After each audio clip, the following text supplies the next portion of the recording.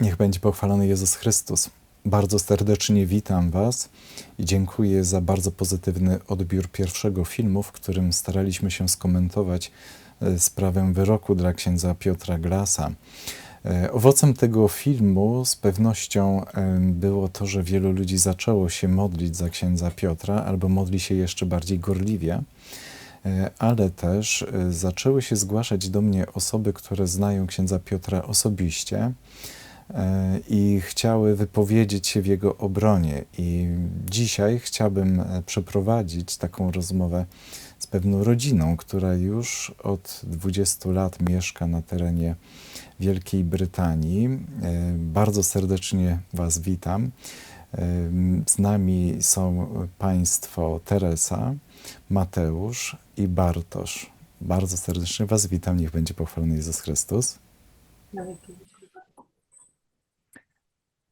Wyjechaliśmy z mężem przed laty do Anglii.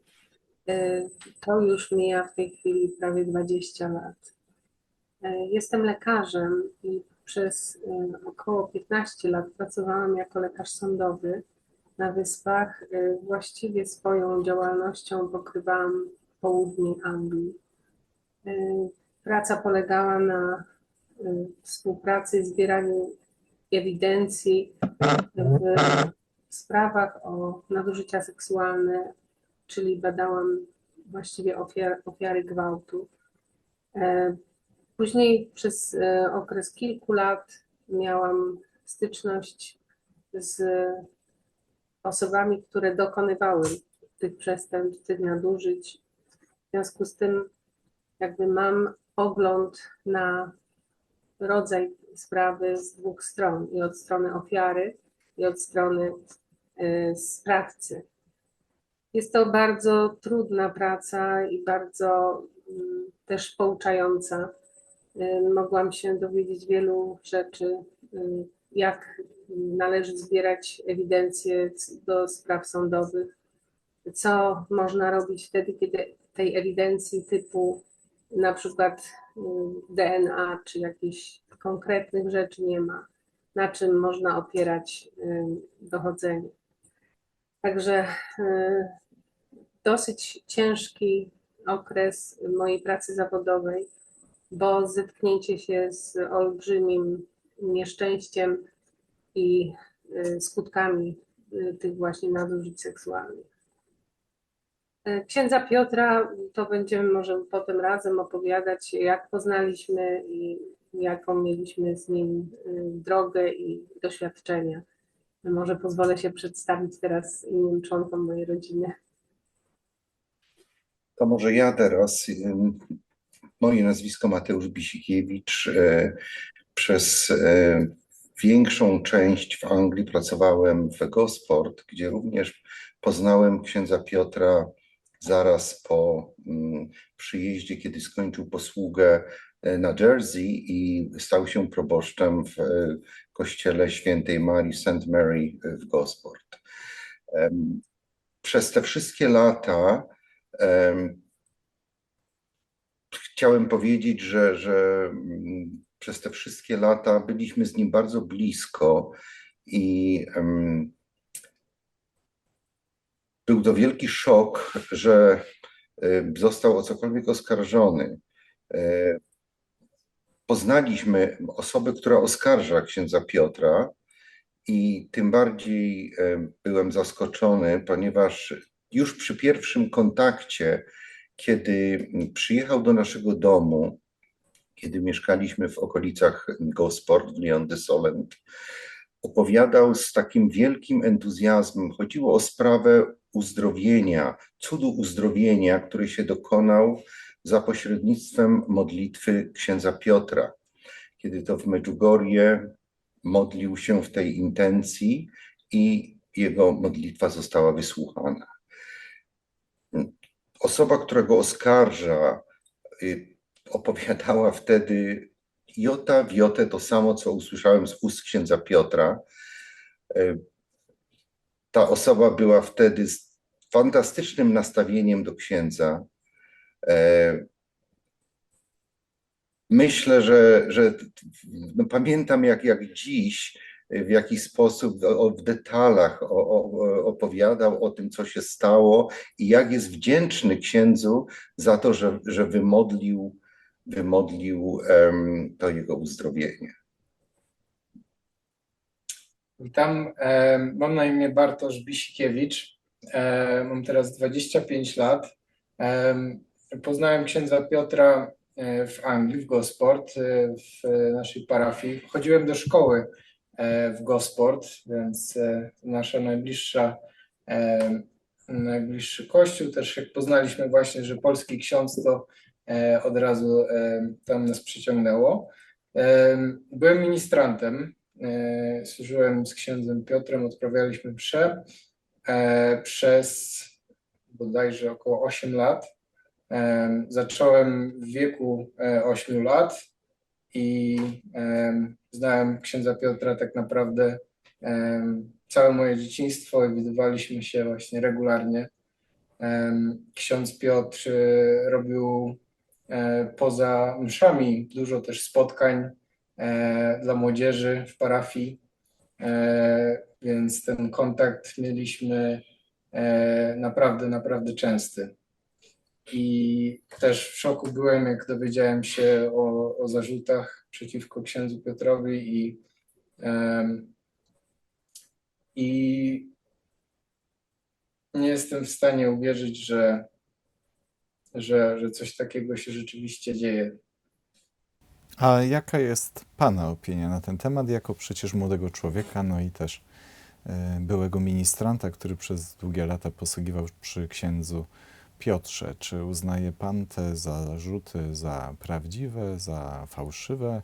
Jakie jest Pana doświadczenie osoby księdza Piotra? Czy były jakieś dwuznaczności? Czy cokolwiek mogłoby wskazywać, że w ogóle jest jakaś odrobina prawdy w tym, co się zarzuca księdzu Piotrowi? Absolutnie nie. Właśnie dobre pytanie, bo jak to wszystko wyszło, jak te zarzuty zaczęły się, to sobie zacząłem właśnie myśleć, tak, czy były jakieś znaki, czy doświadczyłem czegoś. I szczerze mówiąc, przez te 8 lat nie zauważyłem, nie byłem świadkiem ani jednej sytuacji, która by wskazywała właśnie na jakieś złe intencje księdza Piotra w stosunku do kogokolwiek. Dzieci, dorosłych, nikogo. Zawsze się zachowywał ze szczerością, z troską i naprawdę no, moi rodzice właśnie też go uwielbiali i zachęcali mnie, żebym chodził na spotkania tam takiego duszpasterstwa właśnie i to jest niewiarygodne, co się dzieje aktualnie. No, kilka dni temu miałem okazję rozmawiać z pewnym prawnikiem, który w Polsce miał okazję uczestniczyć kilkukrotnie w tego typu sprawach i on powiedział mi bardzo wyraźnie, konkretnie, że to byłby chyba pierwszy taki przypadek, że osoba publiczna mająca kontakt z tak wieloma dziećmi nagle zainteresowała się tylko jednym, jedynym, że to jest po prostu niemożliwe, że to się nie trzyma tej pewnej normy, która jest charakterystyczna dla tego typu przestępstw o nadużycia seksualne względem dzieci czy młodych ludzi. I tutaj chciałbym zapytać Pani Teresy, jakie jest Pani stanowisko, Pani, osoby, która też jest biegłym sądowym w tego typu sprawach? Oczywiście od strony medycznej, ale jednak ma Pani kontakt z tego typu sprawami. Ja bym tu w ogóle odniosła się do tego, że jeżeli jest sprawa, tak, jedna osoba twierdzi, że coś się stało, druga nie, na płaszczyźnie takiej intymnej, no to trzeba się zastanowić, w jaki sposób można dojść do prawdy, tak? No bo jeden kłamie, drugi mówi prawdę. Musi tak być, nie ma innego wyjścia. I tutaj olbrzymią rolę gra jakby analiza osobowości każdej z tych osób. Z tego, co ja do tej pory obserwuję, to w zasadzie tylko ksiądz Piotr został jakby prześwietlony, tak? Jego zachowania, jego jakby przypisane mu nawet dewiacje prawie Natomiast druga strona wydaje się być całkowicie kryształowa. Ja nie widzę tutaj w ogóle żadnego nawet próby analizy tego człowieka, ale musimy wiedzieć, że wiarygodność to jest podstawa. No bo na jakiej podstawie w tej chwili po latach można dowieść tego, co się stało? Po prostu jest to taki rodzaj analizy niezbędnie konieczny w przebiegu takiej sprawy. Więc tutaj musimy brać pod uwagę wszystko. Na przykład historię medyczną całą, jakiego rodzaju choroby dana osoba przebyła, jakiego rodzaju zaburzenia miała. Jakie jaki leki sposób była leczona. przyjmowała, prawda? Jakie leki przyjmowała? Leki przyjmowała, jakie mogły być skutki uboczne tego leczenia, jaki był przebieg, jakie były rokowania. I mamy tutaj też dodatkowo taką nadnaturalną kwestię cudów, prawda, gdzie wiemy o tym, że medycyna czy lekarze nie potrafili się odnieść do tego, jak to się stało, że te choroba tego człowieka nagle jakby się zniknęła, zupełnie jest w stanie całkowitej remisji. Też trzeba wziąć pod uwagę dalszy przebieg życia, trzeba wziąć pod uwagę to, czy na przykład miała ta osoba kontakt z narkotykami, czy miała jakieś problemy z tego powodu, jak przebiegała edukacja, przecież to wszystko można dowiedzieć się, prawda, można wszystko zbadać. Ja nie bardzo rozumiem, w jaki sposób dotychczasowe śledztwo i dochodzenie zostało przeprowadzone, żeby obydwie strony sprawiedliwie nie zostały prześwietlone i nie zostały jakby poddane pod ocenę ich prawdomówności. Potem mamy dalsze kwestie, tak, że przyjeżdża do nas chłopak, który promienieje szczęściem, opowiada o tym, co się z nim działo w życiu, opowiada o tym, jak fantastycznie został uzdrowiony, cudownie. I potem, jak zafascynowany osobą księdza, chce kroczyć jego śladami, bo nie chce życia, które otrzymał po raz drugi, stracić po raz drugi. A dlaczego o tym mówił? Ponieważ uciekał przed kolejnym nawrotem do narkotyków. I stwierdził, że on, otrzymawszy ten dar życia ponownie, nie może go zaprzepaścić. W związku z tym ja nie potrafię sobie w ogóle wyobrazić, że osoba, która została tak mocno zraniona, została wykorzystana, za swoim oprawcą pragnie kroczyć dalej, iść w jego ślady. To wszystko jakoś tak nie wydaje się być w ogóle analizowane i to jest bardzo dziwna sprawa. Dlaczego w trakcie i w toku tego dochodzenia nie podnosi się tych rzeczy bardzo istotnych? Jest jeszcze wiele wątków, o których prawdopodobnie usłyszymy później. W tej chwili dla dobra oczywiście sprawy i apelacji, która będzie wnoszona, no nie powinno się mówić, tak? Ale to nie jest wszystko takie proste. Ja myślę, że tutaj z apelem powinnam wystąpić do wszystkich osób, którą sprawę śledzą, żebyśmy my sami w sercu też starali się być tacy, żeby nie osądzać, żeby już nie wypowiadać zdań, że jest winny i tak dalej. Bo gdybyście Państwo, każdy jeden z Was znał księdza Piotra nie tylko z książki, nie tylko z homilii, nie tylko z telewizji, nie tylko z kanałów, ale usiadł z nim w jednym pokoju, przebywał z nim wielokrotnie, znał jego żarty, znał jego sposób bycia, znał to, jak on do siebie przyciągał młodzież, jak on porywał tych ludzi, jak on ich serca rozbudzał, jak on wytykał wszystkie słabości, jak on piętnował grzech.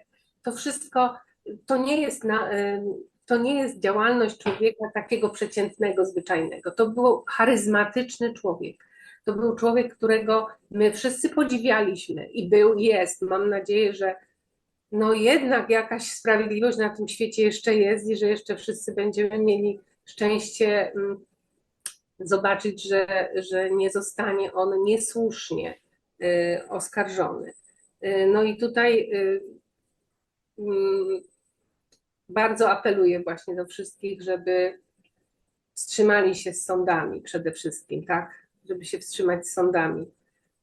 A my, jako bardzo bliscy księdzu Piotrowi ludzie, chcemy też podkreślić, że to, że on przeżywa to wszystko i przechodzi no jednak w obcym kraju, prawda? Mimo że tam pracował wiele lat, to jednak to wszystko się dzieje poza ojczyzną, poza domem rodzinnym i tam nie rozumieją naszych też tradycji, naszej mentalności polskiej. Oni odczytują dobre gesty jako właśnie jakby przekupstwo, tak, ten angielski grooming, tak, czyli wykorzystywanie kogoś poprzez obdarowywanie i tak dalej. No właśnie, i tutaj się na chwilkę zatrzymajmy, bo w jednym z przekazów prasowych lokalnej prasy z przebiegu procesu sądowego pojawiły się właśnie takie sygnały, typu, że oskarżyciel mówił, że otrzymywał często prezenty od księdza Piotra, a nawet, że 2 razy go pocałował, prawda? Oczywiście człowiek, który jest przeciwny księdzu Piotrowi, albo niejako został już nakierowany w pewien rodzaj myślenia o księdzu Piotrze, oczywiście myślenie negatywnego, myślenia jako o jakimś dewiancie, to sobie wyobrazi taki pocałunek w bardzo nieczysty sposób. Tymczasem wiemy, że w kulturze polskiej są różnego rodzaju pocałunki na powitanie i tak dalej, takie zwykłe, serdeczne. Tak samo jest w naszej kulturze, że kiedy przychodzimy do kogoś, no z reguły przynosimy sobie jakieś podarunki, co w tym procesie sądowym zostało odczytane, przynajmniej tak wynika z tej relacji prasowej, jako urabianie, tak zwane urabianie dziecka, po to, żeby je później wykorzystać. Czy to, że ksiądz Piotr przebywał w obcym kraju, w obcej kulturze, będzie świadczyło na jego niekorzyść i czy rzeczywiście sąd podejmie się próby zrozumienia specyfiki polskiej mentalności? Jak się Państwu wydaje? Tak, polska mentalność to jest faktycznie szczególna i ktoś, kto tego nie rozumie, nie będzie potrafił się odnieść. Ja nie sądzę, żeby sąd w jakiś sposób chciał się wczuć. No, my Polacy to doskonale rozumiemy i podejrzewam, że wiemy wszyscy, jak to było. Tak jak ksiądz powiedział, jakiś uścisk na dzień dobry, na do widzenia, czy kwestia prezentów. Ja wiem ze swojej strony, ponieważ znałem tą osobę, która oskarża księdza od też wielu lat, że on sam często prosił, to była dla niego taka deska ratunku, żeby ksiądz wspierał go finansowo na zasadzie pożyczek, to nie były jakieś darowizny. I wiem, że rodzice potrzebowali tego, ponieważ też się z księdzem Piotrem znali, sami prosili o jakieś pieniądze, które on pożyczył, oni potem to spłacili. Nie potrafię zrozumieć, dlaczego takie fakty, takiej przyjacielskości w pewnym momencie są postawione jako coś złego, że to, że osoba jedna drugiej pomogła, nagle wyciągają fakty, które idą do sądu. Jest to dla mnie przerażające, naprawdę. To z takich prostych, dobrych rzeczy można zawsze zrobić zło. I tu się niestety na naszych oczach to dzieje. Również jeśli mogę jeszcze... Ja jeszcze chciałem 2 słowa, jeśli mogę. I chciałem wrócić do tego w momencie, kiedy cokolwiek u tego osoby, która oskarża, się działo, to on zawsze chciał pomocy i rady od księdza Piotra. Jest to dla mnie trochę dziwne, gdyby osoba, która poniosła jakiś uszczerbek, czy psychiczny, czy fizyczny, nagle zwracała się i tyle razy i o pomoc i materialną, i duchową. To jest takie troszeczkę naciąganie faktów po czasie, że ktoś stawia takie zarzuty. Ja myślę, że jest rzeczą oczywistą, że nic się nie wydarzyło. Jakie są zamysły osoby, która oskarża, nie wiemy. Pewnie się nigdy nie dowiemy. Mam nadzieję, że ksiądz Piotr zostanie oczyszczony, ponieważ jestem przekonany, że się tam nic nie stało, nic się nie wydarzyło. Dlaczego w ogóle dochodzi do takich sytuacji? Dlaczego one spotykają takich dobrych ludzi jak ksiądz Piotr? Czy to wynika nie wiem, może z naiwności jego samego jako osoby duchownej, pozytywnego podejścia do ludzi. No przecież jest kapłanem, a więc musi mieć to pozytywne podejście. Jak obserwujecie to jako mieszkańcy Anglii i jednak przebywający w towarzystwie polskich kapłanów? Czy zawsze taka życzliwość, serdeczność, której oczekujemy od kapłanów, może się później na kapłanie zemścić? To jest bardzo ważna kwestia charakteru księdza Piotra, którą należy podnieść i bardzo bym chciała, żeby osoby, które nie znają go osobiście i bliżej, o tym usłyszały. No to jest kapłan, który naprawdę odpowiednią do potrzeb pomoc świadczył wielu, wielu osobom i wielu, wielu rodzinom. Ja mogę wyliczać na palcach 2, 3 rąk, ile to jest osób i jakie to są osoby, że to nie są tylko upatrzone rodziny, gdzie on miał zamiar uwieść potem ich dziecko, tak? Dlatego się zbliżał i obdarowywał. Nic z tych rzeczy. Ja wiem, że on pomagał samotnym ojcom, matkom, pełnym rodzinom i to były naprawdę z wielkim jego zaangażowaniem duże rzeczy przez wiele, wiele lat.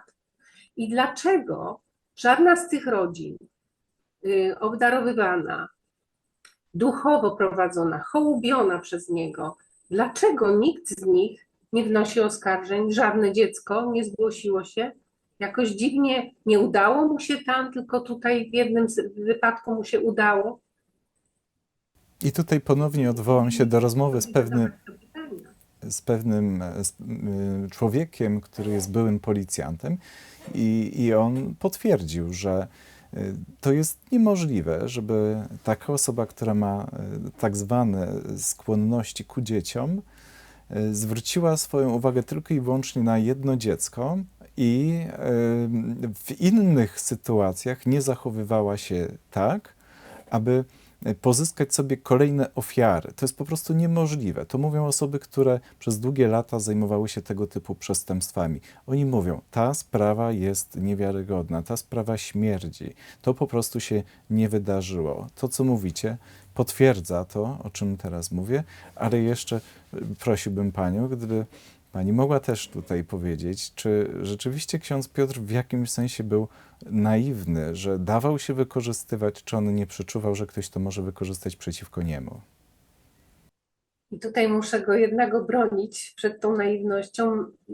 On ma po prostu taką mentalność i taką potrzebę ducha. To jest taki człowiek. Jest może łatwiej nam, Polakom, zrozumieć jego mentalność niż właśnie Anglikom. No już jak widać w sądzie, to tam on zupełnie zrozumienia nie znalazł. Ale on generalnie jest osobą bardzo ciepłą. Tam, gdzie widzi potrzebę, on nie pozostaje obojętny. I to nie było tylko właśnie w sferze, tak jak mówię, duchowej, również w sferze materialnej. Częstokroć tam, gdzie była potrzeba, on ile mógł, bo też wiadomo było, że nie mógł wiele, prawda? Ale ile mógł, to wiemy, że obdarowywał. I to były bardzo takie, muszę powiedzieć, stosowne prezenty. Nie były nigdy ekstrawaganckie, nic takiego. No przecież mógłby kupować zegarki, prawda, laptopy, nie wiem, coś, żeby to uwodzenie było skuteczne. To nie było nic z tego, to był po prostu makaron, to były czasem ziemniaki, to było czasem zwykłe, jeszcze inne potrzeby domowe, środki czystości. No naprawdę trzeba znać całą jego historię, znać krąg jego znajomych, jego przyjaciół, z kim się on przyjaźnił. Nie z tymi, którzy mogli mu dać, raczej z tymi, komu on mógł coś zaofiarować. Taki to był i jest człowiek, więc musimy patrzeć przez pryzmat tego, kto był wokół niego, wokół jego osoby, tak? Że to nie były osoby jakieś właśnie wpływowe, gdzie on sobie tam chciałby poklasku szukać i tak dalej, tylko to były osoby zwykłe, proste, z wieloma problemami. To były niepełne rodziny, gdzie rodzina straciła matkę bądź ojca, prawda? I naprawdę tutaj przewija się cały czas to jego dobre serce za które niestety teraz płaci. Największą karę, jaką sobie można wymyślić. Jeszcze chciałbym powrócić do kapłaństwa księdza Piotra. Ksiądz Piotr był takim kapłanem, który właśnie to już mówiłaś, że piętnował grzech. On nie szedł łatwą drogą ze swoimi wiernymi, tylko jeżeli trzeba było powiedzieć, że ktoś coś źle robi, co nie było takie bardzo popularne wśród wielu księży, a już mówię szczególnie o księżach angielskich, którzy w czasie homilii, w trakcie niedzielnej mszy świętej wezmą jakiś fragment Ewangelii, omówią swoimi słowami i to już jest koniec. Nie, ksiądz Piotr mówił, że naszym celem jest zbawienie i zawsze pomagał wielu ludziom zrozumieć to, żeby nie popełniali błędów i naprawdę wspaniale prowadził tych swoich parafian w stronę Boga. To trzeba powiedzieć. Sam pomysł zrobienia kaplicy z Najświętszym Sakramentem w Gosport, co dla mnie było rzeczą wspaniałą, bo w czasie przerwy na lunch mogłem pójść, spotkać się z Panem Jezusem i pomodlić się. Jak ksiądz Piotr przeszedł do innej parafii, następny ksiądz, który przyszedł, w pierwszym miesiącu zlikwidował. Nie wiem dlaczego, nie potrafię do dziś tego zrozumieć. Także wierni, ja sądzę, że są wdzięczni za to, za drogę, którą cały czas pokazywał i również młodzieży. To był może ksiądz taki, który nie chciał poklasku, ale chciał, żeby ludzie garnęli się do Pana Boga. Tak, mogę potwierdzić właśnie, nie dość, że właśnie mieliśmy regularne spotkania osób z parafii, właśnie młodzieży, jeszcze ksiądz organizował akcje pod nazwą Night Fever, które miały na celu zaprosić osoby z ulicy, które przechodzą po prostu obok kościoła, zaprosić i dać możliwość po prostu posiedzenia sobie przed Najświętszym Sakramentem.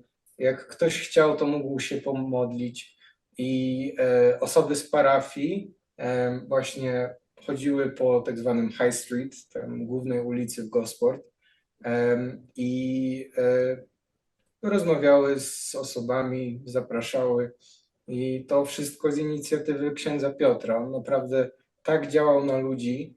Pamiętamy, że pod koniec czasu, który tam był w Gosport, zgromadził naprawdę tyle osób, że w kościele już się nie mieścili. Po prostu coś niesamowitego. Nigdy takiego czegoś nie widziałem. Bartku, a jak twoi koledzy, koleżanki, rówieśnicy, wy, którzy znaliście księdza Piotra i poznaliście w sumie jako dzieci, jak wy teraz zareagowaliście na te wszystkie doniesienia o rzekomych przestępstwach księdza Piotra? Czy daliście im wiarę, czy raczej stoicie po stronie, że ksiądz Piotr jest niewinny? Absolutnie nie wierzymy w ani jedno słowo, które mówią, którym go oskarżają. Znamy go za długo, żeby coś takiego udało się ukryć. No, kłamstwa są takie właśnie, że w jednym momencie jak się skłamie, to już trzeba w drugim powtórzyć to samo, w trzecim to samo i no, prędzej czy później człowiek zacznie się gubić, potykać i zaczną się takie właśnie małe prawdy ujawniać z tych kłamstw. A nic takiego nie było ani ode mnie właśnie, ani od znajomych tam ministrantów. Naprawdę było sporo. W jednym momencie mieliśmy ponad 20, już się wokół ołtarza nie mieściliśmy. Naprawdę nie dowierzamy wszyscy. Rozumiem. Bardzo dziękuję za te wszystkie słowa. Czy jeszcze na zakończenie chcielibyście coś dodać do tego? Może wam się coś przypomniało albo jakiegoś wątku nie poruszyliśmy, który wy uważacie za ważny? No ja chciałem tylko poprosić o to, żeby wszyscy, którzy znają księdza Piotra, może nie są z nim blisko, no bo teraz to jest raczej niemożliwe, mieli go w swojej modlitwie, modlili się za niego i prosili Boga o to, żeby prawda zwyciężyła, żeby niewinny człowiek nie został skazany przez, no nie wiadomo, grupę ludzi czy osoby, które, ja bym powiedział, ukartowały to. Ja chciałam powiedzieć, żeby osoby, które nie znają księdza Piotra osobiście, tylko właśnie tak jak mówiłam, z jakichś mediów, z jego książek i tak dalej, żeby dały nam wiarę naocznym świadkom naszej przyjaźni, naszej znajomości, że to jest człowiek nietuzinkowy. To jest człowiek na pewno w wielu sytuacjach niewygodny. I muszę tu powiedzieć, i że dla dostojników kościelnych również, nie tylko dla takich przeciwników Kościoła otwartych, ale również dla swoich współbraci, jest niewygodny, bo on był po prostu księdzem, kapłanem dotychczas wyjątkowym. Wyjątkowym. I takich ludzi rzadko można spotkać. Mieliśmy ten przywilej i to szczęście, że go poznaliśmy. Serdecznie, z całego serca mu współczujemy. Powiem nawet więcej, że my naprawdę całym sercem i całą duszą za niego się modlimy i cały czas jesteśmy po jego stronie. Ja Bardzo jeszcze chciałem coś, przepraszam, ja chciałem jeszcze coś dodać, wtrącić, bo zupełnie umknęło mi w czasie tych naszych rozmów sprawa właśnie internetu księdza Piotra. On publikował bardzo dużo rzeczy, ale nie chcę o tym mówić. Chcę tylko powiedzieć, że czasami czytałem komentarze pojawiające się po jakimś tam takich homilii czy jakichś takich rozważaniach i często było to wiele opinii takich w stylu: dziękuję Ci, księże Piotrze, uratowałeś moją rodzinę, dziękuję Ci, uratowałeś moje życie. Dziesiątki takich świadectw pojawiały się w internecie i ja myślę, że to jego dzieło jest naprawdę zauważane i jest wielkie. Bardzo serdecznie Wam za to dziękuję, co powiedzieliście. Nie jest przypadkiem, że ta rozmowa wypada w Wielkim Tygodniu, w czasie, kiedy będziemy wsłuchiwać się w mękę pańską, we fragmenty Ewangelii, które przypomną nam choćby postać Piłata, który skazał Chrystusa na śmierć, ewentualnie też umył rączki wcześniej. I dzisiaj wielu jest takich ludzi, którzy albo skazują drugiego człowieka na śmierć moralną, chociaż nie mają ku temu żadnych podstaw, ewentualnie umywają ręce, nie chcą mieć z tą sprawą nic wspólnego. Ja Wam bardzo dziękuję jako rodzinie, że nie umywacie rąk i że potraficie stanąć w obronie człowieka, jego dobrego imienia. To jest prawdziwie chrześcijańskie świadectwo, za które Wam bardzo serdecznie dziękuję.